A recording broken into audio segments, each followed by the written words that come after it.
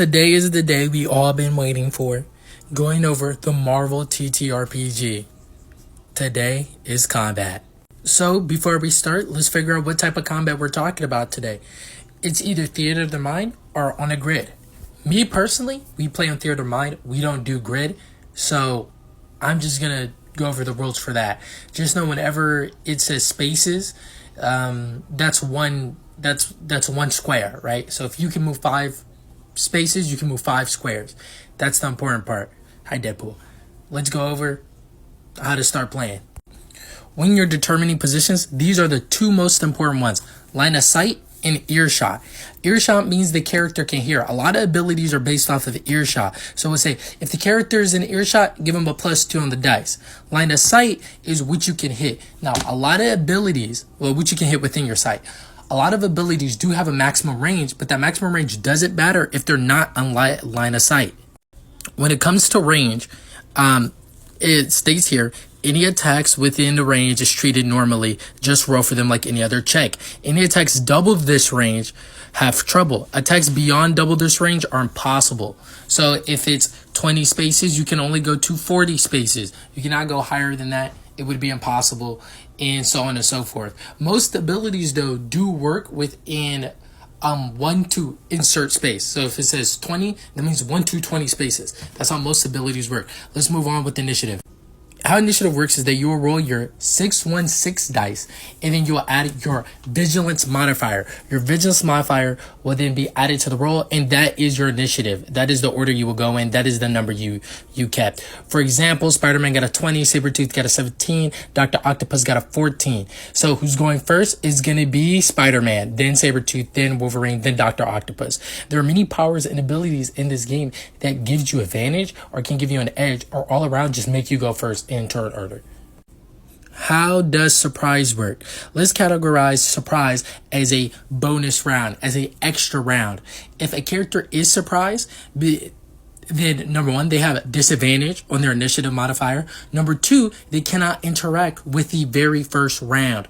Technically, it's called a bonus round, but I just say very first round just to keep it easier to you guys. So let me give you an example. Spider-Man sneaks up on an enemy, 3 enemies. They all roll. Let's say Spider-Man goes last. Well, Spider-Man goes first because he surprised them on the bonus round. Then when the actual combat starts, where everybody else gets to go, he's in bottom place. Those guys cannot interact with the bonus round at all. You'll also get an edge on the attack. Now, when taking a turn, on a character's turn, they can make 1 standard action and 1 movement action. That is it. They can take these actions in any form, in any type of way. So if you want to use ability to make you move, that would count as 1 movement action. If you want to attack somebody, that would count as 1 standard action. So there are many things though that don't require actions, like simple things. Like I would say, reloading, putting on a mask, turning on lights, stuff like that doesn't really require an action. This whole section goes over what does and what doesn't require a reaction. This is not to start y'all playing. I don't want y'all to use these to actually play the game. I want y'all to use these as a general over guide, right? I want y'all to get the book. So that's why we don't read it word for word. Each character gets 1 reaction per round. Some abilities, some traits do give you multiple reactions, right? What is a reaction? Well, reaction could be in the melee powers. There's a ability called, counter, right? And what it does is it says if you attack them, counter hit, or you deal half the damage they deal to you. That will count as a reaction. Some powers will actively say reaction on the thing. It will say main action, side action, free action, reaction. You know what I'm saying? So look out for those. You only have 1 of those, and those come back each round. Each round, as in once it comes back to your turn.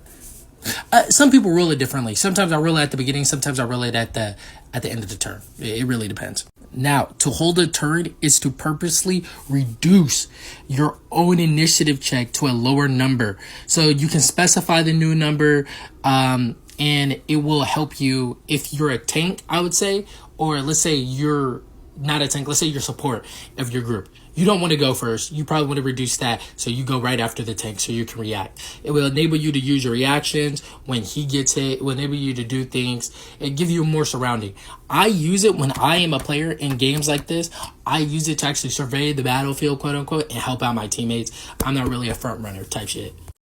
Now, reserving the action is different from holding a turn. Reserving the action is the hold action thing from D&D. So now, I'm going to read this straight from straight. They simply state an action they're planning to take and the conditions that would trigger it. The reserved action must be one a character can carry out with the action reserved. For example, they cannot reserve a movement action to make an attack. That requires a standard action instead. If triggered, the action conditions are met before the character's next turn, they can use the reaction to take on a reserved action. So it technically enables you to be like, hey, if that guy gets hit, I must swing back. That is a reserved action. You kind of want to use these. Use the fuck out of these. These are the ones you should use all the time, most of the time, if you're playing a support class. Now, for the things you have in standard action, you have attack, dodge, escape, grab, help, move, use power. I'm going to end the video right now. We're going to go over those next video or tomorrow.